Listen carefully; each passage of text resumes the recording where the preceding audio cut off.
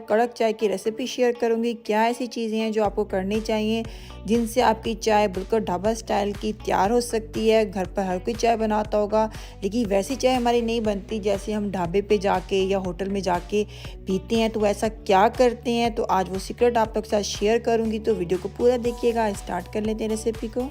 सबसे पहले आपने देगची में दूध डालना है। आप देख सकते हैं दूध हमारा बॉईल हो गया था। उसके बाद मैंने थोड़ा सा इसको काढ़ा है।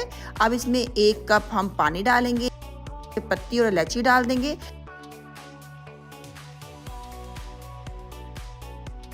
आप देख सकते हैं दूध की जो झाग थी हमारी शुरू में क्रीम कलर की थी और अब इस टाइम पे ये लाइट ब्राउन कलर की होना शुरू हो गई है और बहुत नाइस सी कड़क चाय की खुशबू आना शुरू हो गई है मेरी चाय में से।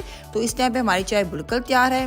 इसको छान लेंगे। ढाबा स्टाइल की कड़क चाय बिल्कुल तैयार है। इसमें मैंने चीनी बिल्कुल नहीं डाली है। चीनी के बगैर भी बहुत मज़े की लगती है। अगर आप डालना चाहें तो आप बिल्कुल चीनी डाल सकते हैं।